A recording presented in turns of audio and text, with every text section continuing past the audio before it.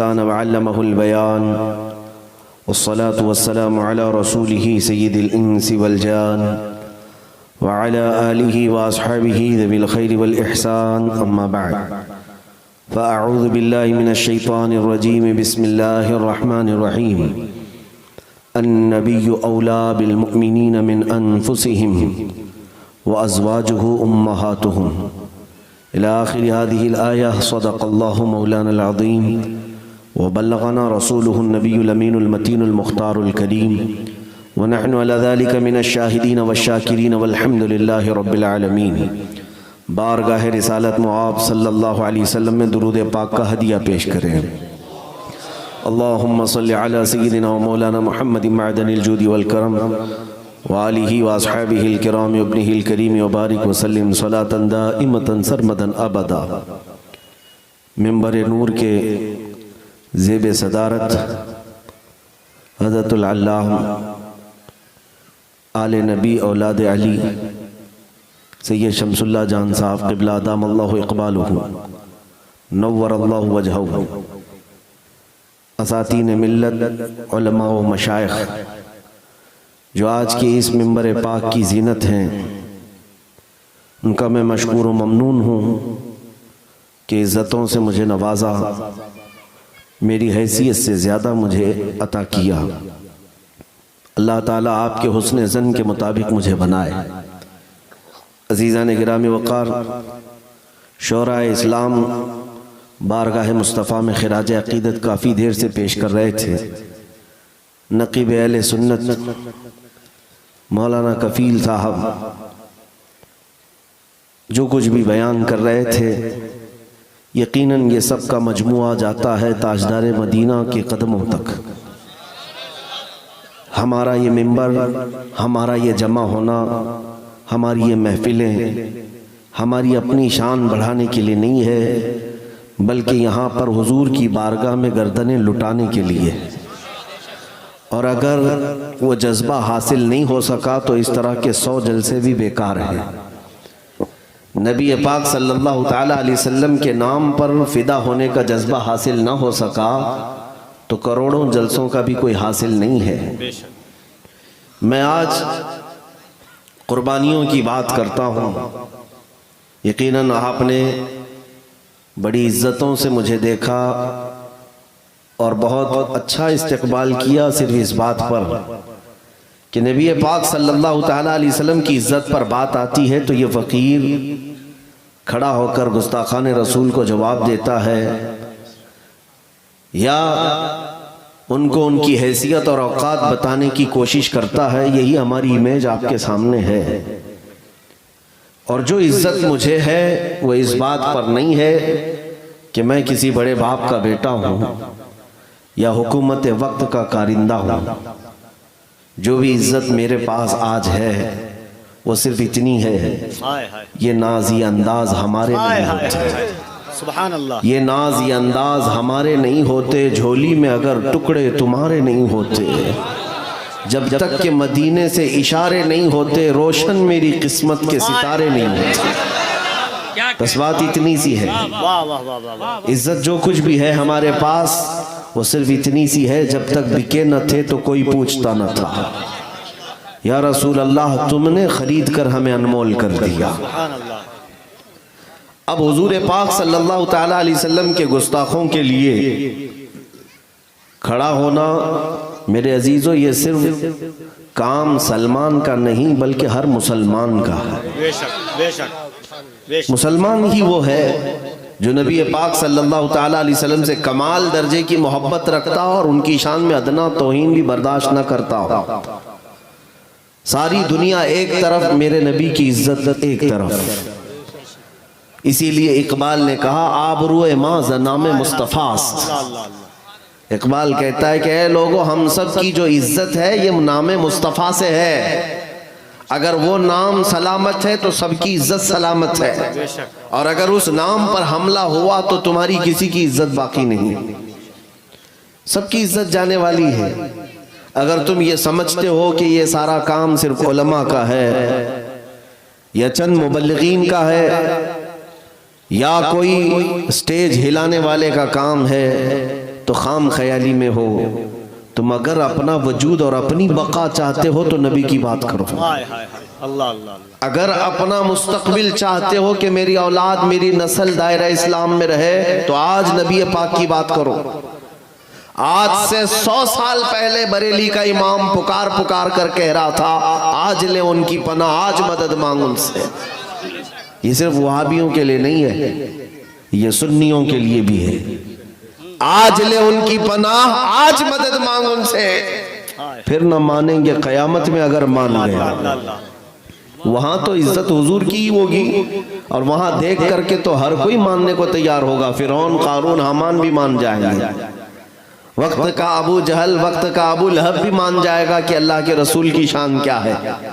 لیکن کمال اس میں ہے کہ اے مسلمان آج لے ان کی پناہ، آج مدد مانگ ان سے. میں جو بات عرض کرنے جا رہا ہوں وہ توجہ سے سنیں.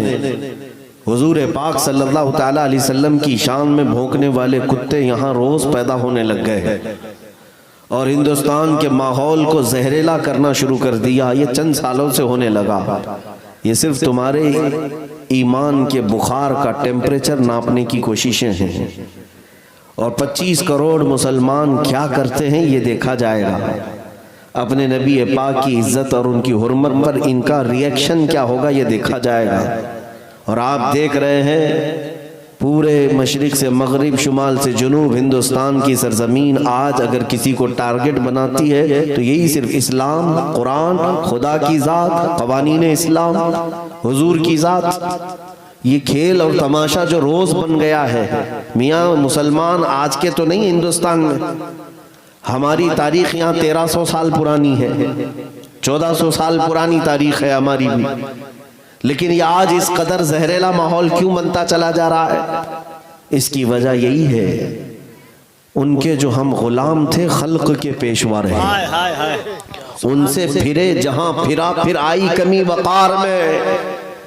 حضور پاک صلی اللہ تعالیٰ علیہ وسلم کی شان میں گستاخیاں دیکھ کر میں نے اگر کچھ کہا بھی، آج اتنی عزتوں سے نوازا جاتا ہے، پھر میرا دل روتا بھی ہے. ہم نے کیا کر لیا حضور کے لیے؟ کچھ کیا بھی تو نہیں. ہاں اپنے ہاں بیٹھ کر کے ہم نے جواب دیا یا جہاں سے چاہا مقابلہ کرنے کی ہم نے کوششیں کی، اتنا ہی تو ہے. لیکن جب احد کے میدان میں پہنچتا ہوں تو حیرت ہوتی ہے. ایک صحابی حضور کے سامنے کھڑے ہیں، جنگ کا پانسا پلٹ گیا تھا، جو مسلمانوں کو فتح نصیب ہوئی تھی وہ شکست میں بدل گئی. کفار و مشرکین غالب آ چکے تھے، 70 مسلمان شہید ہو چکے تھے. یہ وہ جنگ احد ہے جس میں امیر حمزہ کا کلیجہ نکال کر چبایا گیا تھا اور حالات اتنے سخت تھے کہ لوگوں کو اپنی جان بچانا مشکل ہو چکا تھا. ایسے وقت میں رسول کریم صلی اللہ تعالیٰ علیہ وسلم کے سامنے ایک صحابی حضرت ابو قتادہ سینہ چوڑا کر کے کھڑے ہوتے ہیں. ادھر سے کئی تیر آتا ہے، کبھی ادھر سے تیر آتا ہے، سن سن سن کی آوازیں تیروں کی چلتی جا رہی ہیں. ہر کافر حضور کو نشانہ بنانا چاہ رہا ہے، لیکن ایک تنہا صحابی کھڑا ہے. تاریخ جب پڑھتا ہوں تو آنکھیں بھیگ جاتی ہیں. اس ابو قتادہ کے ایک جسم پر 80 تیر لگ چکے تھے، 80 تیر پیوستہ ہو چکے، پیوست ہو چکے. لیکن کمال ہے اس عاشق صادق کا، پاؤں ہٹے قدم تک نہیں ہٹتا، یہاں تک کہ تیر چلتے چلتے ایک تیر ایسا بھی آیا کہ ان کی آنکھ میں گھس گیا، آنکھ کی پتلی باہر آ گئی، آنکھ کا ڈھیلا ان کے رخسار پر لٹک گیا. لیکن اس عاشق صادق نے اپنے قدم نہیں ہٹائے. میری زندگی سے کئی درجے بڑھ کر میرے رسول اللہ کے قدم ہیں، حضور کی طرف ایک تیر تک جانے نہیں دیا. نبی مختار صلی اللہ تعالیٰ علیہ وسلم نے خود انہیں بلایا، ابو قتادہ آ جاؤ، آ جاؤ، بس کرو. ڈیفنس کرنے کی بات کرتے ہیں. تحفظ ناموس رسالت کی بات کرتے ہیں۔ میرے عزیزوں، جس نے 80 تیر کھا لیے، پلٹ کر کے حضور کی طرف اپنی آنکھ کی پتلی ہتھیلی میں لے کر کھڑے ہو گئے۔ رسول پاک صلی اللہ تعالیٰ علیہ وسلم نے اپنے ہاتھوں سے ان کی آنکھ کو اندر کیا، اپنا لعاب پاک لگایا۔ 80 تیروں سے جس کا جسم چھلنی ہے، اس دن بھی وہ فخر کے ساتھ نعرہ لگاتا ہے اور یوں کہتا ہے، رب کائنات تیرا فضل ہے، تیرے نبی کی حرمت کی حفاظت کے لیے مجھ جیسے کو تو نے چن لیا۔ گھر میں بیٹھ کر کے بات کرنا اور ہوتا ہے، اور اپنے مجمع میں، اپنے جلسے میں بلند آواز سے نعرہ لگا لینا اور ہوتا ہے۔ نبی پاک کی شان پر حملہ ہو جائے۔ احد کی ایک اور تاریخ میں بتاؤں، جب جنگ احد ختم ہو گئی، شام کا وقت تھا، لاشیں اٹھائی جا رہی تھیں صحابہ کی، 70 لاشیں اٹھائی گئیں، 70 لاشیں اٹھائی گئیں۔ رسول پاک صلی اللہ تعالیٰ علیہ وسلم ان لاشوں کی طرف دیکھ کر اپنے ایک چہیتے صحابی کا نام لے کر پکارتے ہیں، سعد ابن ربی کہیں ہیں؟ سعد ابن ربی ان لاشوں میں دکھتا نہیں، وہ حضور کا چہیتا صحابی، جوان صحابی۔ حضور 2 صحابہ کو کہتے میدان میں ڈھونڈو، میرا وہ سعد زندہ ہے یا انتقال کر گیا، جاؤ ڈھونڈ کر لاؤ۔ 2 صحابہ میدان میں گشت کرتے ہیں، ادھر سے ادھر دیکھا، تلاش کیا، اور اچانک بیچ میدان میں پہنچنے کے بعد دیکھا کہ کئی لاشوں کے نیچے وہ دبے ہوئے ہیں۔ پکارا، جو صحابی گئے تھے حضرت طلحہ، سعد ابن ربی تم زندہ ہو یا انتقال کر گئے ہو؟ سعد ابن ربی کی آواز آنے لگی، میں زندہ ہوں لیکن میرے اوپر لاشیں پڑی ہوئی ہیں۔ وہ آئے ہوئے 2 صحابہ نے ان لاشوں کو ہٹایا تو دیکھ کر کے ان کی آنکھیں پھٹی رہ گئیں۔ سعد ابن ربی اس حالت میں زندہ تھے کہ ان کے جسم پر 12 نیزے لگ چکے ہیں، وہ پیٹ پھٹ چکا تھا، پیٹ پھٹ چکا تھا اور روح باقی تھی، جس کا پیٹ پھٹ کر انتڑیاں باہر آ رہی ہوں اور ابھی روح چل رہی ہو۔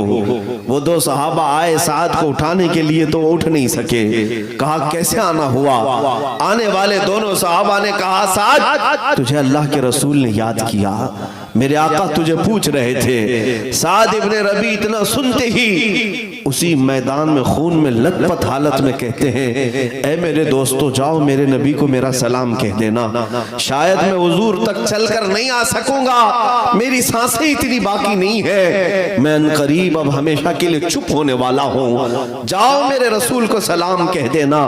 لیکن ساتھ میں وہ سعد ابن ربی نے ایک جملہ ایسا کہا جو ہماری روح کو جھنجھوڑ دیتا ہے، ہم جیسے جوانوں کی طاقت کو بار بار للکارتا ہے ان کا جملہ، اے دربھنگا کے غیور جوانوں، اللہ نے تمہیں طاقت و قوت دی ہے، صحت و توانائی دی ہے، تم یہ سمجھتے ہو کہ یہ بازو ہمارے صرف جیم کرنے کے لیے، کرکٹ کھیلنے کے لیے اور فٹ بال والی بال کھیلنے کے لیے؟ سنو اس سعد ابن ربی کی جوانی کو جس کا پیٹ پھٹ چکا، اور ان کی خیریت معلوم کرنے کے لیے جو 2 صحابہ آئے ان سے کہتے ہیں، اے میرے دوستو واپس جانا تو میری قوم کو یہ پیغام دے دینا، میری قوم کو یہ پیغام دے دینا، سعد ابن ربی تو مر رہا ہے لیکن اگر تم سب کے سب زندہ رہے اور تمہاری زندگی میں اگر کوئی حضور تک ہاتھ بھی بڑھا دیا، قیامت کے دن سعد اسے نہیں چھوڑے گا، قیامت کے دن اس کا کوئی عذر قبول نہیں کیا جائے گا۔ یہ کہتے ہوئے ان کی سانسیں ختم ہو گئی۔ ایک روایت میں میں نے یہ بھی پڑھا، سعد ابن ربی نے آنے والے دونوں صحابہ سے کہا، جاؤ میرے آقا سے اتنا کہہ دینا، عذرن لک یا رسول اللہ، اے اللہ کے نبی مجھے معاف کر دیں، میں آپ کی حفاظت کا حق ادا نہیں کیا۔ کون کہہ رہا ہے؟ جس کے جسم پر 12 نیزے لگے ہوں، سینہ پھٹ رہا ہو، پیٹ پھٹ کر انتڑیاں باہر آئی، اور وہ کہتا ہے کہ میں نے رسول اللہ کی حفاظت کا حق ادا نہیں کیا۔ ہم بستروں پر رات بھر آرام کرتے ہیں، نرم نرم غذائیں کھا کر، عیش و عشرت کے گھروں میں ہم آرام کر کے پھر یہاں بیٹھ کر نعرے لگا کر ہم یہ کہتے ہیں کہ ہم حضور کی عزت کی حفاظت کر رہے ہیں۔ عزیزان گرامی سچ کہا تھا شاعر نے، یہ شہادت گہے الفت میں ہے قدم رکھنا، لوگ آسان سمجھتے ہیں مسلمان ہونا۔ تم نے ابھی حضور کے نام پر برداشت ہی کیا کیا ہے؟ حضور کے نام پر ابھی سہا کیا ہے؟ کچھ بھی تو نہیں۔ آج مجھے بتاؤ کس نے تمہاری گردن پر تلوار رکھی کہ تم نماز پڑھو گے تو گردن کاٹ دی جائے گی؟ آج تک میرے خیال سے ہندوستان کی سرزمین پر کسی مسجد میں تلوار تمہاری گردن پر نہیں رکھی گئی۔ کون تمہیں روکتا ہے نبی پاک کی شان میں نعتیں پڑھنے سے؟ کوئی ہے؟ تمہیں روکنے والا یہاں کوئی نہیں، ٹوکنے والا کوئی نہیں۔ نہ تمہاری گردنوں پر تلوار رکھی گئی ہے، باوجود اس کے تم آرام سے بستر پر سو کر نمازیں کیوں قضا کرتے ہو؟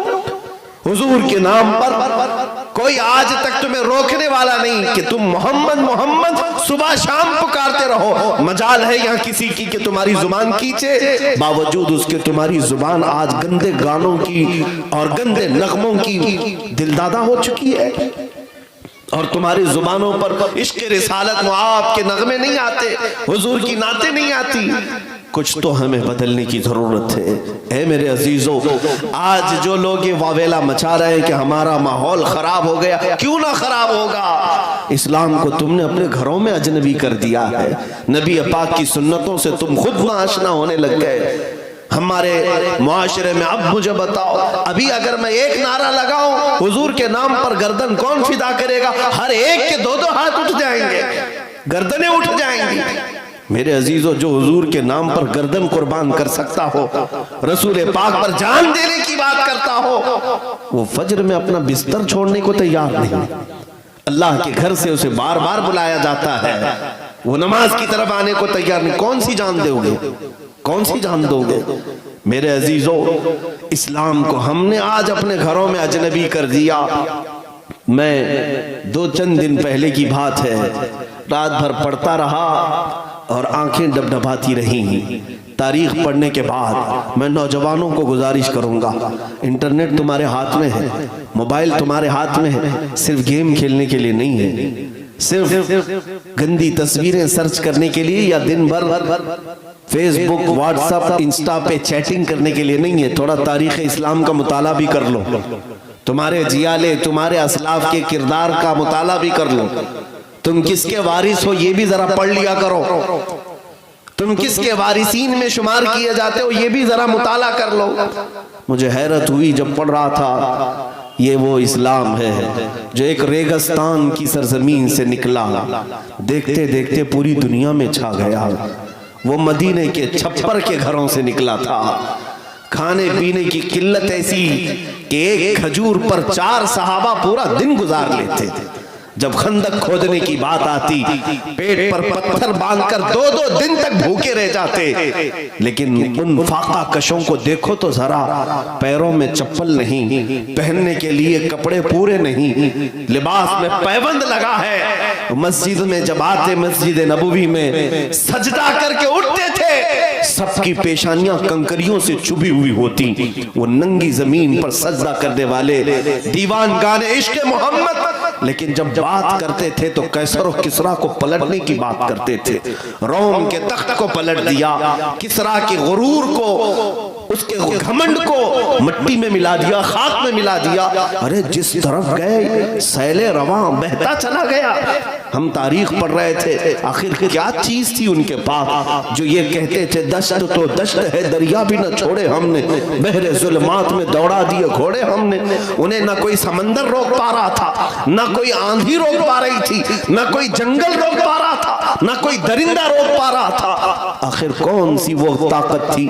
ان کی سیما کیا تھی؟ ان کی سرحدیں کیا تھی؟ اللہ اللہ۔ آج 25-30 کروڑ مسلمان پرچم اسلام لہرانے کے لیے جھجک محسوس کرتے، ڈر محسوس کرتے، پتہ نہیں کون آ جائے گا، کون کیا کر لے گا۔ لیکن تاریخ کا مطالعہ کرتا ہوں تو پھر پتہ چلتا ہے بڑے بڑے راجے مہاراجے اور گھمنڈ اور غرور کے نشے میں یہاں چور لوگوں کے درمیان ایک مرد قلندر غریب نواز آیا، معین الدین حسن چشتی آیا۔ نہ اس نے طاقت کے غرور کو دیکھا، نہ سامنے والے کی حیثیت کو ملحوظ رکھا، بلکہ وہ اللہ اس کے رسول پر توکل کرتے ہوئے اپنے سجدوں سے اس سرزمین کو ایسا لالا زار بنایا کہ جس جگہ دیکھو اس غریب نواز کے نام کی آج بھی دھوم ہے۔ آخر کون سی طاقت تھی؟ وہ جہاں جاتے رہے۔ اقبال اسی لیے تو کہتا ہے کچھ بات تو ہے کہ مٹی نہیں ہستی ہماری، صدیوں رہا ہے دشمن دور زماں ہمارا، رکتا نہ تھا کسی سے سیل رواں ہمارا، ہر جگہ فتح کے جھنڈے تم نے گاڑے، ایران کو گھٹنے ٹیکنے پر مجبور کیا، اسپین میں علم کی شمع ایسی روشن کی کہ یورپ کے بڑے بڑے بادشاہ اپنے بیٹوں کو علماء اسلام کے پاس پڑھانے کے لیے فخر کرتے ہیں۔ یہ تاریخ تھی ہماری، یہ تاریخ تھی۔ لوگوں کو ہم نے کھانے کا سلیقہ دیا، پہننے کا طریقہ بتایا، افریقہ کے جنگلوں میں رہنے والے وحشی لوگوں کو مصطفیٰ کریم کی عزت سے سرشار کیا، محبت سے سرشار کیا۔ یہ تاریخ تھی ہماری۔ ہندوستان تجارت کرنے کے لیے اگر آیا کوئی صحابی رسول تو خوشبو مصطفیٰ بسا کر چلا گیا۔ لیکن میرے عزیزوں، آج تو کروڑوں کی تعداد، ادھر دیکھو تو ٹوپیوں کی، ادھر دیکھو تو داڑھیوں کی ایک جماعت کی جماعت نظر آتی ہے۔ لیکن پھر مجھے وہ حدیث یاد آتی ہے، میرے آقا نے فرمایا یوشک ان تداعى علیکم الامم کما تداعى الاکلۃ الی قصعتها۔ حضور فرماتے ایک زمانہ تم پر ایسا آئے گا کہ ساری قومیں تم پر جھپٹ پڑیں گی جیسے بھوکا برتن پہ جھپٹتا ہے۔ صحابہ نے پوچھا تھا نحن یومئذ من قلۃ یا رسول اللہ، یا رسول اللہ کیا اس زمانے میں ہماری تعداد کم ہوگی؟ حضور فرماتے ولکنکم کثیرون غثاء کغثاء السیل، نہیں تمہاری تعداد تو بہت زیادہ ہوگی لیکن تمہاری حیثیت سمندر کے جھاگ کی طرح ہوگی، سمندر کے جھاگ کی طرح، ادھر سے ہوا آئی جھاگ اڑ گیا، ادھر سے ہوا آئی جھاگ اڑ گیا۔ یہی تو آج حالت ہے، ایک پارٹی ادھر سے ہمیں کک مارتی ہے، ادھر جا کر پناہ لے لیا، ادھر سے مارتی ادھر آ کے پناہ لے لیا۔ یہ کیوں حالات ہے؟ اس پر میں آتا ہوں میرے عزیزوں۔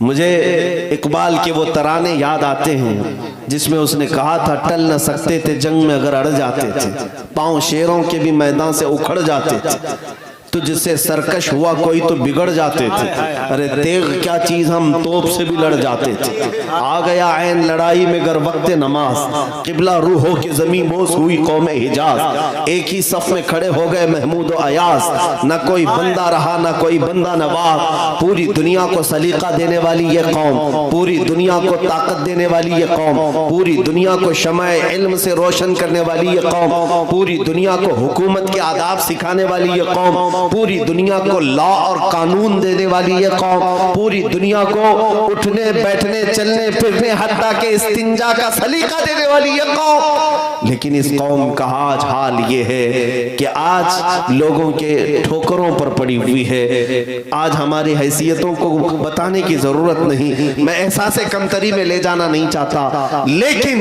یہ حقیقت ہے، یہ فیکٹ ہے، تمہیں تسلیم کرنا ہوگا۔ وہ سیل رواں ہمارے پاس اس سے بھی بڑا ہے، لیکن اب ہم سمٹتے چلے گئے۔ ہم تو ایک مسجد کا مینار نہیں بچا پا رہے ہیں، ایک ممبر نہیں بچا پا رہے ہیں، اب ہماری درگاہیں خطرے میں ہیں۔ کبھی مزارات کی چادریں جلا دی جائیں، کبھی کسی عالم کی داڑھی پکڑ کر مونڈ دیا جائے، اسے رام رام چلانے پر مجبور کیا جائے، کبھی کسی کو صرف گائے کے گوشت کے نام پر قتل کر دیا جائے۔ پورا مجمع تو، پورا ہندوستان تو صرف ویڈیو وائرل کرنے میں مصروف ہے، ایک دوسرے کو ادھر ادھر شیئر کرنے میں مصروف ہے۔ باقی حالات تو یہ ہے میرے عزیزوں، سندھ کی سرزمین پر 4 عورتوں کے ساتھ گنڈوں نے عصمت دری کی تھی تو 19 سال کا محمد بن قاسم عرب سے 10 لشکر لے کر ہندوستان آ گیا تھا۔ کون ہے جو میری بہنوں کی طرف آنکھ اٹھا کر دیکھا؟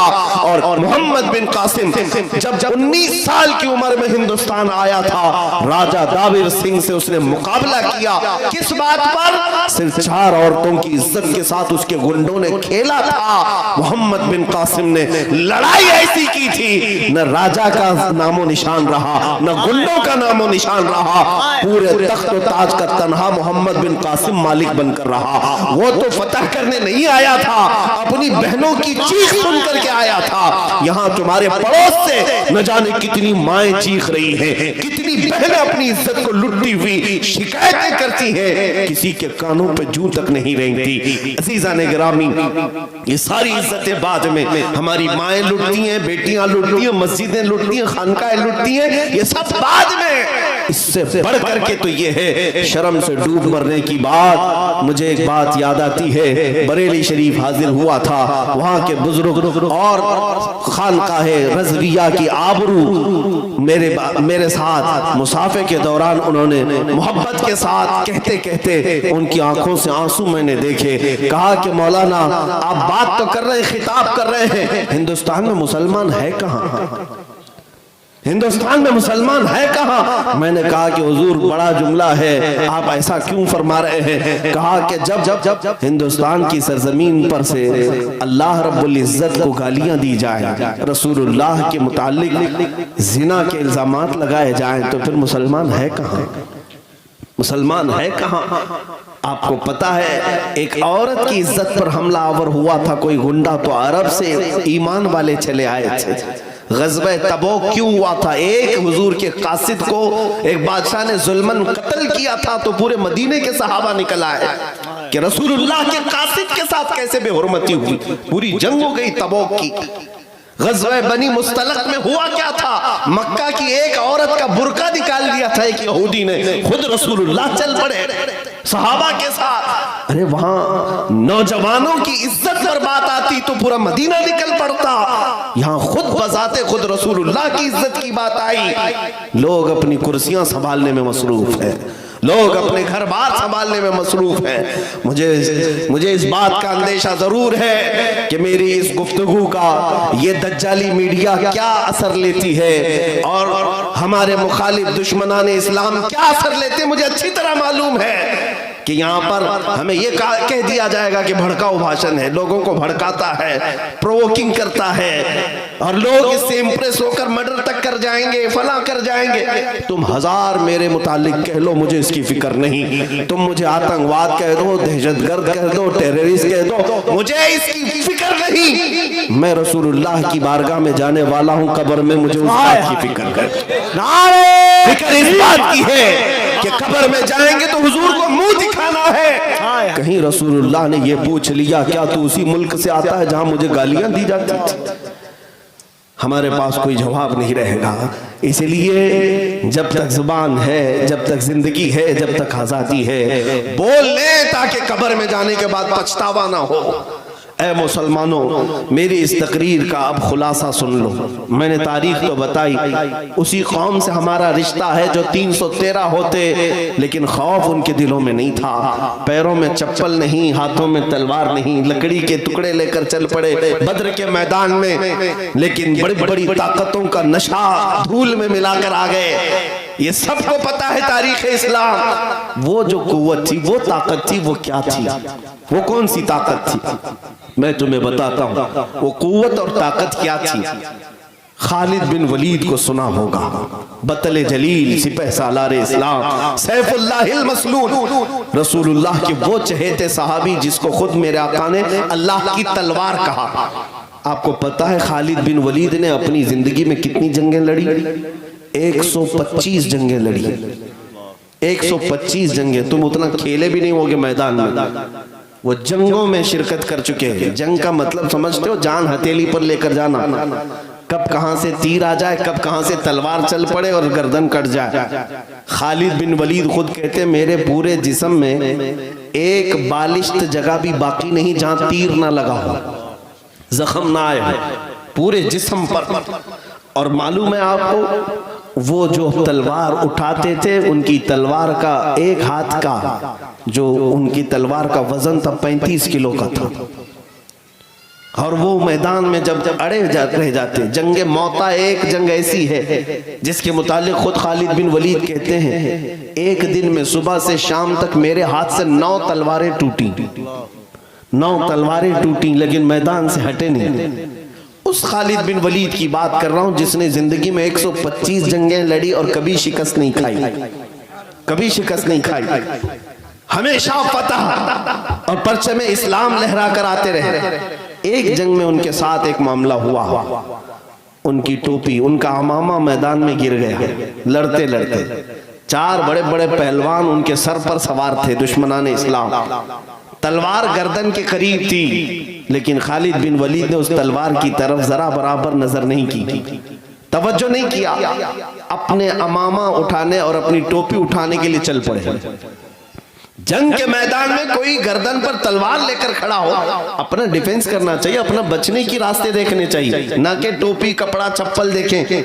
جنگ کے اصول تو یہ ہیں، لیکن خالد بن ولید اپنا عمامہ اٹھانے کے لیے چل پڑے، اٹھایا، چوما اور پھر رکھ لیا۔ جو کھڑے تھے دشمن وہ دیکھتے رہ گئے، پوچھا کہ تم ہی وہ خالد بن ولید ہو جو سپہ سالار اسلام؟ کہا میں ہوں۔ کہا یہ ایسی حرکت تم نے آج کی، ایک عام فوجی بھی نہیں کرتا ایسی حرکت، عام سپاہی بھی نہیں کرتا۔ این جنگ کے وقت جب دشمن تمہارے سر پر کھڑا ہو، تم اپنی ٹوپی اٹھانے جا رہے ہو، اپنے عمامہ اٹھانے جا رہے ہو۔ خالد بن ولید نے کہا نادانو تم سمجھتے نہیں، یہ میرے لیے صرف ٹوپی نہیں ہے، یہ میرا صرف عمامہ نہیں۔ تم کیا سمجھتے ہو، تم کیا سمجھتے ہو کہ خالد بن ولید نے بیوقوفی کی؟ بات در حقیقت یہ ہے کہ میں اس عمامے کو اٹھانے کے لیے اس لیے چل پڑا کہ اس عمامے میں میرے رسول اللہ کے 3 منہ مبارک رکھے ہوئے ہیں۔ میرا وجدان یہ ہے، میرا یقین یہ ہے۔ خالد کہتے ہیں میں اپنی طاقت اور قوت کے بل بوتے فتح نہیں کرتا، مجھے جو فتح ملتی ہے وہ رسول اللہ کے منہ مبارک کی برکت سے۔ نعرہ تکبیر، نعرہ رسالت، عظمت مصطفیٰ، رفعت مصطفیٰ، ناموس مصطفیٰ۔ ان کو نشہ نہیں تھا اپنی قوت کا، اپنی طاقت کا، کہ میں 35 کلو کی تلوار اٹھاتا ہوں اور صفوں کی صفیں درہم برہم کرتا ہوں، نہیں۔ خالد بن ولید کو یقین تھا مجھے اگر کوئی چیز فتح دلا سکتی ہے تو وہ نسبت رسول اللہ ہے، رسول اللہ کی نسبت ہی مجھے فتح سے ہم کنار کر سکتی ہے۔ آج بھی میں آپ سے یہی کہنا چاہتا ہوں، کبھی اپنی تعداد کی طرف مت دیکھو۔ بچھڑے ہوئے ہیں تو کیا ہوا، ٹوٹے ہوئے ہیں تو کیا ہوا، گھر بار نہیں ہے تو کیا ہوا، اتنی بات تو ہے کہ تمہارا سینہ اب بھی نبی کے نام پر دھڑک تو رہا ہے، حضور کے نام پر مچل تو رہا ہے۔ اب جب بھی مؤذن پکارتا ہے اشہد ان محمد رسول اللہ، تم اپنے انگوٹھے لبوں سے لگا کر آنکھوں سے لگا لیتے ہو، چوم کر کے آنکھوں سے لگاتے ہو۔ یہ اس بات کی علامت ہے کہ سب لٹ گیا ہے، لیکن نام مصطفیٰ کی قدر و قیمت ابھی بھی سینے میں موجود ہے۔ اگر اتنی دولت تمہارے پاس ہے تو پھر نا امید ہونے کی ضرورت نہیں، اب کسی اور سے خوف کھانے کی ضرورت نہیں۔ یہ جو ہلکی ہلکی شمع ہے، بس اس کی لو کو تھوڑا اور بڑھا دو، تھوڑا اور بڑھا دو، تھوڑا اور بڑھا دو۔ پھر میں کہتا ہوں تمہیں نہ میدان میں اترنے کی ضرورت ہے، نہ کسی سے جنگ کی نوبت آنے کی ضرورت ہے، نہ مقابلہ کرنے کی ضرورت ہے۔ بس تم صرف چہل قدمی کرو عشق مصطفیٰ کے نام پر، پھر دیکھنا مصلی وہ بچھائیں گے، امامت تم کیا کرو گے، عمارت وہ بنائیں گے، اذان تم کیا کرو گے۔ سبحان اللہ۔ بات صرف اتنی ہے، سینہ ہو تو مصطفیٰ کے عشق میں دھڑکنے لگ جائے۔ میں بات کرتا ہوں سلطان الہند معین الدین غریب نواز کی۔ جب وہ ہندوستان آ رہے تھے، یہ وہ وقت تھا جب شہاب الدین غوری شکست کھا کر واپس جا رہا تھا۔ شہاب الدین غوری کے پاس 1.5 لاکھ کی فوج تھی، ہاتھی گھوڑے ساز و سامان سب تھے، لیکن یہاں کے راجے مہاراجاؤں سے شکست کھا کر جا رہا تھا۔ جب غریب نواز آ رہے تھے 8 فقیروں کے ساتھ، اور ایک روایت میں 40 فقیروں کے ساتھ آ رہے تھے، راستے میں ملاقات ہو گئی۔ بادشاہ نے اپنے قاصد بھجوائے اور پوچھا دیکھنے میں تو درویش مسلمان لگتے ہیں، کدھر کا سفر ہے، کہاں جا رہے ہیں، پوچھاؤ۔ قاصد آیا، پوچھا بابا کہاں جا رہے ہو؟ غریب نواز نے کہا ہندوستان فتح کرنے جا رہے ہیں، ہندوستان فتح کرنے جا رہے ہیں۔ تو بادشاہ کو جب یہ خبر ملی تو ہنسنے لگا، ہماری 1.5 لاکھ کی فوج ہے، ہاتھی گھوڑے ساز و سامان ہے، اور یہ 8 فقیروں کی جماعت جا رہی ہندوستان فتح کرنے کی بات کر رہے ہیں۔ وہ ہنسنے لگا۔ معین الدین چشتی نے فرمایا شہاب الدین تم میں اور معین الدین میں فرق یہ ہے کہ تو ہاتھی گھوڑے ساز و سامان کے بھروسے پہ گیا تھا، معین الدین صرف اللہ اس کے رسول کے بھروسے پر جا رہا ہے، اور وہ توکل آج بھی نظر آتا ہے۔ معین الدین چشتی بغیر تلوار کے آئے، لیکن آج گھر گھر میں معین الدین کا پرچم لہراتا ہے، غریب نواز کا پھیلا ہوا اسلام ہر گھر پر لہرا رہا ہے۔ میں آج یہاں بات یہ کرنا چاہتا ہوں کہ عشق مصطفیٰ میں لبریز سینہ لے کر کے وہ غریب نواز آئے تھے، کیا نہیں کیا گیا ان کے ساتھ، کیا نہیں کیا گیا؟ ارے یہ جو کچھ ہو رہا ہے یہ کوئی نیا نہیں ہے۔ آپ کو ایسا لگتا ہے کہ 2014 میں حکومت بدل گئی اور اتنا سب ہونے لگا، یہ ہر زمانے میں ہوتا رہا ہے۔ موب لنچنگ تو مکہ والوں کی بھی عادت تھی۔ بلال حبشی کے ساتھ کیا کرتے تھے، خبیب ابن عدی کے ساتھ کیا کرتے تھے، خباب ابن الارت کے ساتھ کیا کرتے تھے، موب لنچنگ ہی تو ہے، ایک مسلمان کو نہتہ پکڑنا، مارنا اور پھر ہیبت طاری کرنا، دہشت طاری کرنا۔ 1400 سال پہلے سے تاریخ آ رہی ہے، تمہیں گھبرانے کی کیا ضرورت ہے، ڈرنے کی کیا ضرورت ہے؟ یہ ہر زمانے میں ابو جہل ہوتے رہیں گے، لیکن اللہ کی شان یہ ہے ہر زمانے میں یزید کے مقابلے میں کوئی حسین ضرور آتا رہے گا، بے شک بے شک، غلام حسین ضرور پیدا ہوتا رہے گا، پرچم اسلام وہ لہرائے گا۔ معین الدین حسن چشتی غریب نواز رضی اللہ تعالیٰ عنہ جب تشریف لائے، ایک موقع پر ایسا بھی ہوا کہ آپ کی باتوں کو سن سن کر کے لوگ جوک در جوک اسلام میں آ رہے تھے۔ راجہ کو یہ بات کھانے لگ گئی، پرتھوی راج کو، اس نے سوچا کہ اس فقیر کا راستہ روکنا ہے، کئی حربیں اپنائے، کئی حربیں پولیس بھیج کر کیا کیا کیا، لیکن اس نے دیکھا کہ یہ درویش ہے، فقیر ہے، تو ہمارے بھی دھرم کا کوئی پنڈت ہی اس کا مقابلہ کر سکتا ہے۔ تو اس کے دھرم کا ایک بہت بڑا مہنت تھا، پنڈت تھا، اس کا نام تاریخ میں رام دیو بتایا گیا ہے، یہ والا نہیں، یہ والا کوئی مہنت بھی نہیں، پنڈت بھی نہیں، غریب نواز کے زمانے کا رام دیو، وہ دونوں آنکھ والا تھا۔ اس کو راجہ نے بلا کر کے کہا کہ اس فقیر کا مقابلہ کرنا ہے۔ وہ جادوگری میں بھی ماہر تھا، بڑے سے بڑے جادو کی کلائیں جانتا تھا۔ پہلے اس نے دیکھا اور پوچھا کہ فلاں فقیر جو چند دنوں پہلے اونٹوں کو بٹھا دیا تھا وہی؟ کہا وہی ہے۔ تو اس نے کہا یہ میرے بس کا کام نہیں، میں اس کے ساتھ شاستروں سے مقابلہ نہیں کروں گا۔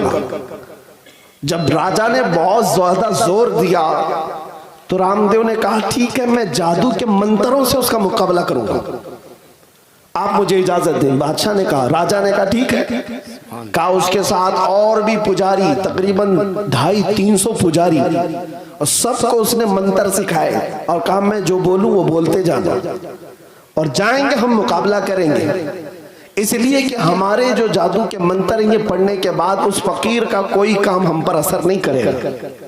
یہ چل پڑے 300 لوگوں کا قافلہ۔ سرکار غریب نواز اس وقت اپنے خیمے کے باہر مصلی بچھائے بیٹھے تھے، عصر کی نماز پڑھ رہے تھے۔ آپ کے خادم نے خبر دی نماز کے فوراً بعد کہ ایک بڑی جماعت آ رہی ہے پجاریوں کی اور کچھ منتر پڑھتے ہوئے آ رہے ہیں۔ سرکار غریب نواز نے حصار کھینچا اپنے پاس اور اپنے خادم کو بھی بٹھایا، کہا ان کا کوئی دعویٰ اثر نہیں کرے گا۔ اس کے بعد وہ قریب سے قریب آتے گئے، اتنے دور آ گئے کہ سیدھے وہ رام دیو غریب نواز کے مصلی کے پاس آیا۔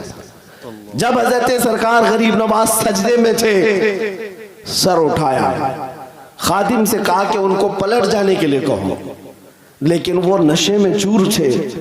کہا کہ ہم اس درویش سے، اس فقیر سے بات کرنے آئے ہیں، خادم سے، غلام سے نہیں۔ سرکار غریب نواز نے اپنا چہرہ پھیرا، اس وقت آپ کی آنکھوں میں جلال تھا۔ جیسے ہی آپ نے اس مہنت کو دیکھا، اس کا پورا جسم کانپنے لگ گیا، کپ کپی تاری ہو گئی، ایسی کپ کپی تاری ہوئی کہ وہ غش کھا کر گر پڑا اور تڑپنے لگا زمین پر۔ حضرت سرکار غریب نواز نے پانی منگوایا، اس کے سینے پر چھڑکاؤ کیا۔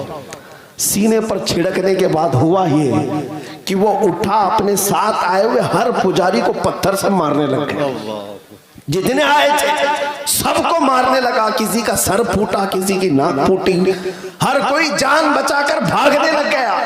سب چھوڑ کر بھاگ گئے، راجہ کے پاس چلے گئے اور کہا جس کو تو ہمارا سپہ سالار بنا کر بھیجا تھا وہی ہماری کٹائی کر رہا ہے، وہی ہماری دھلائی کر رہا ہے۔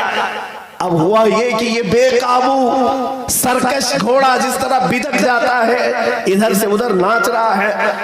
سرکار غریب نواز نے اس کا ہاتھ پکڑا اور اپنے قریب کیا, اپنے خادم سے کہا کہ اب رام دیو کا دل بدل چکا ہے, دل بدل چکا ہے. اتنا کہنا تھا کہ وہ حضور غریب نواز کے قدموں میں گرا اور کہا کہ حضور ہمیشہ کی غلامی میں مجھے قبول فرما, اپنے خدمہ میں اپنے خداموں میں مجھے قبول فرما لے. حضرت غریب نواز نے اٹھایا اور کلمہ طیبہ پڑھا کر سینے سے سینہ لگایا, اور آج بھی تاریخ میں شادی دیو کے نام سے مشہور ہے, شادی دیو کے نام سے مشہور ہے. ایک دو نہیں کئی مقابلے ہوئے, لیکن میں ایک بات یہاں اس لیے عرض کرنا چاہتا ہوں کہ وہ تو بنا تلوار کے آئے تھے, بنا ہتھیار کے آئے تھے, لیکن سینے میں جو عشق مصطفیٰ کا ہتھیار تھا بڑی سی بڑی طاقت کو سرنگوں کر دیا کرتا تھا, گھٹنے ٹیکنے پر مجبور کر دیا کرتا تھا. اسی لیے کہا اقبال نے قوت عشق سے ہر پست کو بالا کر دے, قوت عشق سے ہر پست کو بالا کر دے, دہر میں نام محمد سے اجالا کر دے, کی محمد سے وفا تو نے تو ہم تیرے ہیں, یہ جہاں چیز ہے کیا لوح و قلم تیرے ہیں. اے نوجوانوں میرا یہ میسج ہے, اب دنیا زندگی گزارنے کے طور طریقے بدلو, دنیا تمہاری طرف آس لگائی دیکھ رہی ہے. کہاں ہے وہ محمد عربی کے غلام, کہاں ہے وہ جو عزتوں کی حفاظت کرتے. بچیوں کے چہروں سے آج نقاب ہٹائے جا رہے ہیں, حجاب ہٹائے جا رہے ہیں. کیا تم تماشا بین بن کر کے رہ جاؤ گے؟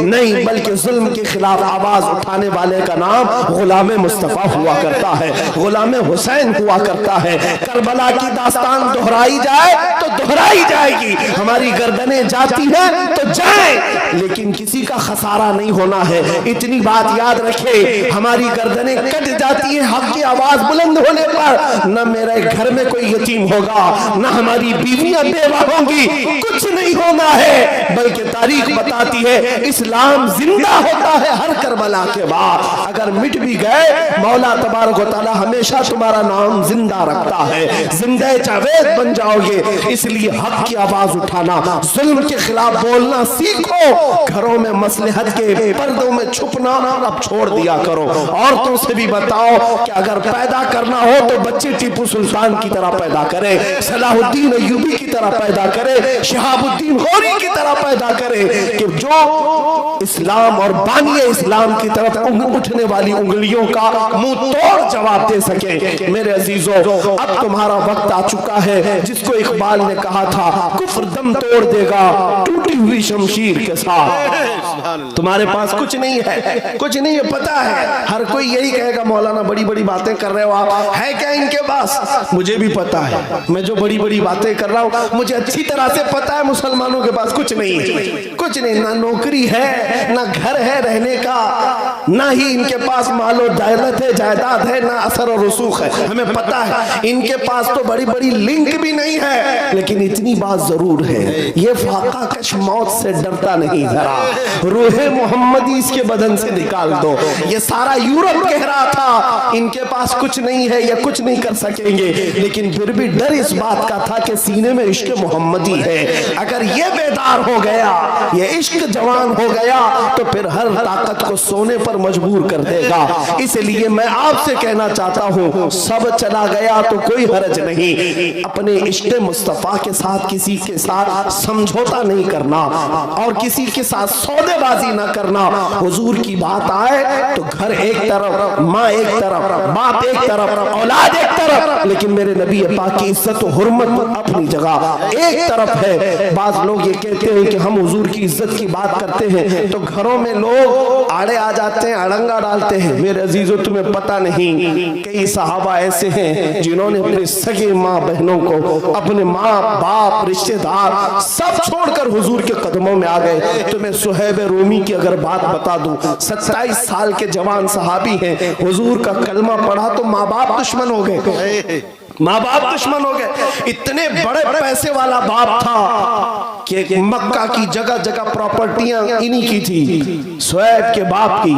حضرت صہیب جب دیکھتے ہیں حضور مدینے جا چکے، آئے گھر میں اور کہا میں بھی مدینے جا رہا ہوں۔ باپ نے کہا اگر جانا ہے تو ساری دولت تیری ختم کر دی جائے گی، ایک پیسہ بھی نہیں دیا جائے گا۔ صہیب رومی نے کہا جو لکھوانا ہے لکھ لو، ساری جائیدادیں لکھ لو، جسے چاہے دے دو، میں مدینے جاؤں گا میرے مصطفیٰ کے قدموں میں۔ سنو، باپ کو غصہ آیا، ساری دولت لکھوا لیا، کہا کہ نکل جا میرے گھر سے۔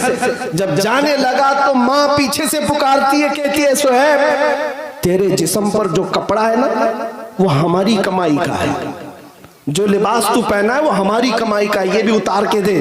حضرت صہیب گھر واپس آئے، اپنا وہ لباس بھی اتارا اور ٹاٹ کا کپڑا جو گونی ہوتی ہے وہ اوڑھ لیا، کانٹے لگا لیے، اسی حالت میں مدینے چل پڑے۔ ان کا لباس تک اتروایا گیا اور چلے۔ ابھی مکہ کی سرحد ختم بھی نہیں ہوئی تھی، باپ بڑے پیسے والا مکہ کے گنڈوں کو پیسہ دے کر کے بھیجتا ہے اور کہتا ہے کہ میرا بیٹا مدینہ جا رہا ہے، اسے بیچ راستے میں اتنا مارو کہ وہ واپس گھر آ جائے۔ گنڈوں کو پیسہ دے کر لگوایا، بیچ راستے میں گنڈے آئے، صہیب رومی کے ساتھ لڑائی جھگڑے شروع ہوئے، گھونسے مارے گئے، لات مارے گئے، کیا کیا مارا گیا، ان کی ناک پھٹ گئی، آنکھ اندر گئی، گال سوج گئے، جگہ جگہ سے ہڈیوں پر زخم۔ اس کے بعد اٹھتے ہیں اور کہتے ہیں تم نے اپنا کام کر لیا، تم واپس جاؤ، میں پھر بھی مدینے جا رہا ہوں، میں مدینے جا رہا ہوں۔ ٹاٹ کا لباس، جگہ جگہ سے زخم، ہڈیوں کو توڑ دیا گیا، لیکن اسی لنگڑاتے ہوئے معذوری کے عالم میں 9 دن کا پیدل سفر کر کے وہ مدینے آ رہے ہیں۔ ماں باپ نے سب چھین لیا، رشتہ داروں نے چھین لیا، لیکن ادھر جب آ رہے تھے، روایت ہے کہ مسجد نبوی سے اس دن شام کے وقت میرے آقا باہر نکل کر اپنی گردن اونچی کر کر کے بار بار کسی کا انتظار کر رہے تھے۔ صحابہ نے پوچھا حضور کوئی آ رہا ہے؟ حضور نے کہا ہاں میرا ایک درد مند عاشق میرے محبت میں زخم کھا کر آ رہا ہے۔ صحابہ نے دیکھا وہ کوئی اور نہیں صہیب آ رہے تھے۔ جب وہ قریب آئے تو لنگڑاتے ہوئے آئے، جگہ جگہ زخم تھا، ٹاٹ کا لباس پہنے ہوئے تھے۔ جیسے ہی قریب آئے میرے آقا نے ان کو سینے سے سینہ لگایا، اپنی چادر اٹھا کر کے ان کو پہنا دیا، چادر لپیٹ دیا۔ چادر جیسے ہی لپٹ گئی، صہیب کے زبان پر اب مسکراتے ہوئے یہ جملے آتے ہیں، کہتے ہیں میرے دوستو لوگوں نے مجھے مارا توڑا، میرے ماں باپ نے سب چھین لیا، نبی پاک نے چادر کیا پہنائی، سارے زخم کافور ہو چکے، سارے درد ختم ہو گئے، مجھے کوئی درد بھی یاد نہیں، کوئی زخم بھی یاد نہیں۔ وہ صہیب زندگی بھر اس چادر کو ساتھ رکھتے رہے، یہاں تک کہ اپنی وفات کے وقت بھی یہ وصیت کر کر کے گئے کہ اگر میں مروں تو میرے قبر میں یہی چادر کفن کے طور پر پہنانا، اس لیے کہ اے لوگوں جب سگی ماں نے میرے کپڑے اتروائے تھے اس وقت اگر مجھے کسی نے کپڑا دیا تھا تو وہ تاجدار مدینہ کی ذات تھی۔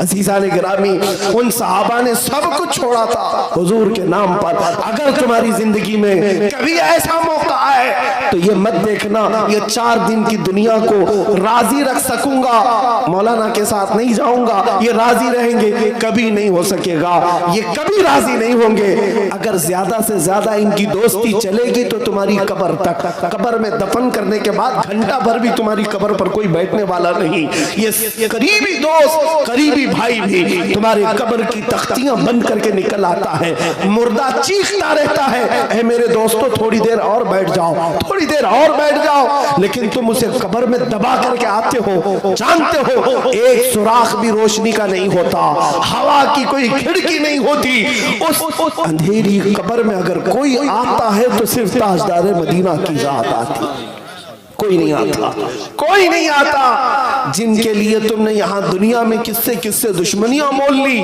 یہی وہ جوان دوست تمہارا لاشا اٹھا کر قبر میں اندر دفنا کر چلے آتے ہیں، لیکن وہاں بھی اگر کوئی آ رہا ہے وہ مدینہ کا تاجدار آ رہا ہے۔ اس لیے جوانوں مجدد کی بات سنو، بریلی کی آواز سنو، اس بریلی کے امام نے کہا تھا آج لے ان کی پناہ، جب جا کر ان کا سامنا کرنا یہ ہے، آج لے ان کی پناہ، آج مدد مانگ ان سے، پھر نہ مانیں گے قیامت میں اگر مان گیا۔ اللہ تبارک و تعالیٰ کہنے سننے سے زیادہ عمل کی توفیق عطا فرمائے۔ دربھنگا کے غیور جوانوں، غریب نواز سے نسبت رکھنے والے سنی مسلمانوں، اتنی میری بات یاد رکھ لینا، گانے بجانے فلمی دنیا سے باز آ جاؤ، یہ دنیا تمہیں کچھ نہیں دے گی، نہ عزت دے گی، نہ شہرت دے گی، نہ دولت، نہ طاقت۔ تمہاری عزت، تمہاری کامیابی، تمہارا سب کچھ رسول اللہ کے قدموں سے وابستہ ہے۔ آ جاؤ اس مکین گنبد خضرا کی چھاؤں میں، اگر بلال بھی آتا ہے تو رسول پاک اسے خانہ کعبہ کی چھت پر چڑھا دیتے ہیں، اگر وہاں کہیں سلمان فارس سے آتے ہیں رسول اللہ انہیں اپنے گھر والا بتا کر عزت سے نوازتے ہیں۔ تم اگر ہندوستان سے نکل کر میرے مصطفیٰ کو حاضر و ناظر جان کر اپنے آپ کو پیش کر دو، آقا دہن میں زبان تمہارے لیے، بدن میں ہے جان تمہارے لیے، ہم آئے یہاں تمہارے لیے، اٹھے بھی وہاں تمہارے لیے، تو یاد رکھنا جس نے اپنے آپ کو حضور کے حوالے کر دیا پھر جواب مدینے سے آتا ہے کہ اے میرے عاشق تو مرے گا ہندوستان میں لیکن تیری روح پہنچے گی جنت البقیع میں۔ حضور کے قدموں تک ہم نے اعلیٰ حضرت کو سنا ہے، بریلی میں انتقال ہوا لیکن مدینے میں رسول اللہ نے استقبال کیا۔ یہ زندگی گزارو کہ مرنے کے بعد بھی عزت ہو اور اللہ کی بارگاہ میں سرخروئی ہو۔ مولا کریم ان آل رسول اولاد علی کے صدقے ہمیں زندگی میں خرافات اور لغویات سے محفوظ و مامون فرما دے۔ اے کریم خدا جتنی زندگی ہماری باقی ہے یہ ساری سانسیں حضور کے نام پر قربان کرنے کی توفیق عطا فرما۔ مولا ہم سب کو وہ طاقت حیدری عطا کر، قوت حیدری عطا کر کہ تیرے نبی کے گستاخوں کو فنا فی النار کریں اور انہیں کیفر کردار تک پہنچائیں۔ اے مولا مسلمانوں کی کوئی بھی عزت و وقار کو واپس عطا فرما دے، ان کی آبروؤں کو پھر سے عطا کر دے، ان کے دلوں کو متحد کر دے، انہیں پھر سے جوڑ دے، ایک پرچم کے تلے انہیں سب کو جمع کر دے۔ اے رب ذوالجلال ان کے دلوں کو حضور کی محبت میں دھڑکنے والی سانسیں عطا کر، ان کے خون کی نس نس میں مولا حضور کی محبت عطا فرما۔ وصلی اللہ تعالی علی خیر خلقہ محمد وآلہ واصحابہ اجمعین وآخر دعوانا ان الحمدللہ رب العالمین۔ قبلہ حضور شمس اللہ جان صاحب قبلہ دام اللہ اقبالہ کی بارگاہ میں مائک پیش کرتا ہوں۔ حضرت مجھے بھی آپ کو بھی اپنی سرپرستی، صدارت اور نصیحتوں سے بھرپور نوازیں گے انشاءاللہ۔